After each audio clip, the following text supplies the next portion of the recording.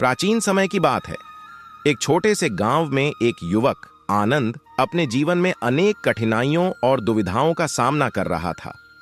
उसके पिता ने उसे खेतों की देखभाल और परिवार की जिम्मेदारियां सौंपी थीं, लेकिन आनंद का मन हमेशा किसी ऊंचे उद्देश्य की खोज में लगा रहता। उसे समझ नहीं आ रहा था कि वह अपने जीवन में क्या करे। एक दिन वह गांव के एक वृद्ध साधु से मिला। साधु ने उसे सलाह दी, यदि तुम्हें अपने जीवन का मार्ग नहीं मिल रहा तो द्वारका जाओ और भगवान श्री कृष्ण से मार्गदर्शन मांगो। आनंद ने इस पर विश्वास करते हुए लंबी यात्रा तय की और द्वारका पहुंचा। वहां भगवान श्री कृष्ण अपने महल में थे। आनंद ने उनके दर्शन किए और अपने मन की पीड़ा व्यक्त करते हुए कहा, हे मधुसूदन, मैं बहुत परेशान हूं।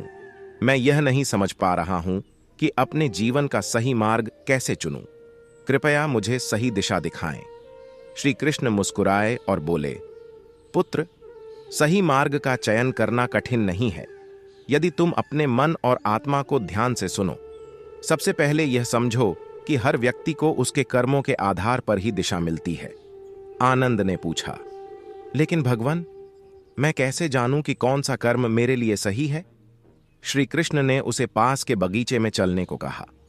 वहां एक आम का पेड़ था जो अपने फलों से लदा हुआ था।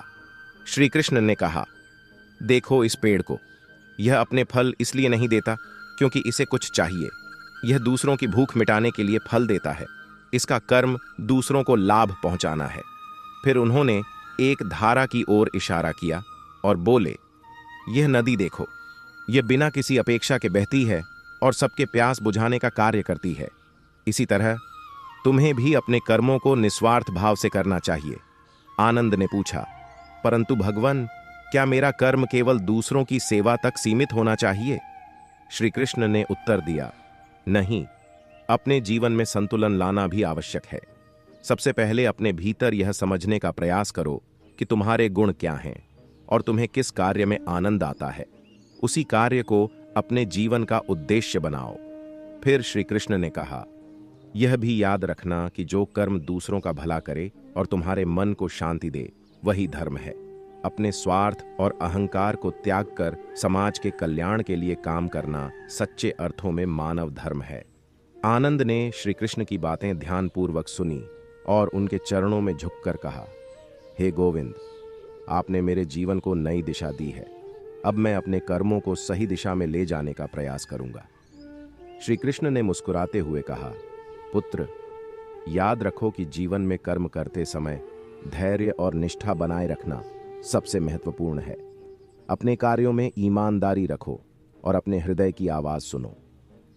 इस शिक्षा के बाद आनंद अपने गांव लौट आया और उसने अपनी योग्यता के अनुसार कार्य करना शुरू किया। उसने अपने परिवार की भी देखभाल की और गांव के लोगों की मदद करते हुए समाज की सेवा में भी योगदान दिया। धीरे धीरे वह न केवल अपने परिवार बल्कि पूरे गांव के लिए प्रेरणा का स्रोत बन गया। श्री कृष्ण की यह कथा हमें सिखाती है कि जीवन में सही मार्ग का चयन करने के लिए अपने गुणों और आत्मा की आवाज को सुनना चाहिए। निस्वार्थ भाव से कर्म करना और समाज के कल्याण का सोचते हुए जीवन जीना ही सच्चा धर्म है।